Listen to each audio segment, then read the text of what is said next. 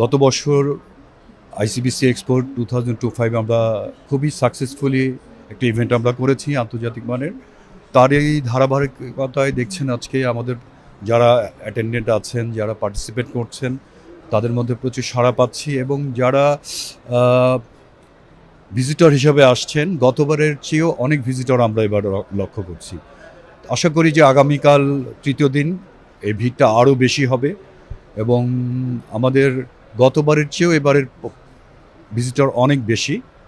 আর ICBC এক্সপোর মূল উদ্দেশ্যই হচ্ছে আমরা যে জিনিসটা করতে চাচ্ছি সেটা হচ্ছে যে আধুনিক টেকনোলজির সঙ্গে আমাদের যে টেকনোলজিটা আছে, আমাদের বাংলাদেশে যারা এটা নিয়ে বিজনেস করছেন, স্পেশালি নেটওয়ার্কিংয়ের সাথে জড়িত আছেন, যারা যারা ব্রডকাস্টিংয়ের সাথে জড়িত আছেন, তাদেরকে নিয়ে একটি সমন্বয় সাধন করা, একটি প্ল্যাটফর্ম তৈরি করে দেওয়া যেখান থেকে জ্ঞান আহরণ করে আলটিমেটলি গ্রাহক পর্যায়ে সর্বোচ্চ সুবিধাটা পৌঁছে দিতে পারেন। এটাই হচ্ছে আমাদের মেলার টার্গেট এবং গতবারের যে সফলতা তারই ধারাবাহিকতায় এবারও আমরা দেখছি যে প্রচুর সাড়া পাচ্ছি এবং আগামীতেও এই অনুপ্রেরণা হয়তো আমরা এটাকে কন্টিনিউ করে যাব।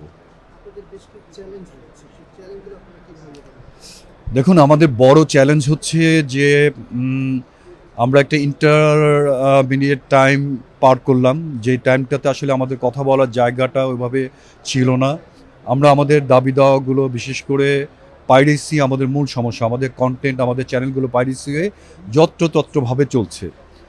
এই অন্তরায় দূর করার জন্য আমরা গতকাল আমাদের মাননীয় তথ্যমন্ত্রী এখানে উপস্থিত ছিলেন, ওনাকে আমরা আমাদের অভিভাবক আমাদের সমস্যাগুলো তুলে ধরেছি। আমরা ডিজিটালের ব্যাপারে আমরা কথা বলেছি যে ইন্ডাস্ট্রিকে অ্যানালগ থেকে এটাকে ডিজিটালে নিয়ে যাওয়া খুব দ্রুত দরকার। আমাদেরকে উনি আশ্বস্ত করেছেন, উনি একটা নীতিমালা করছেন, গণমাধ্যম নীতিমালা অলরেডি কাজ চলছে। এটা এক্সিকিউট হলে আমাদের যে অন্তরায়গুলো আছে সেগুলো ইনশাআল্লাহ দূর হয়ে যাবে।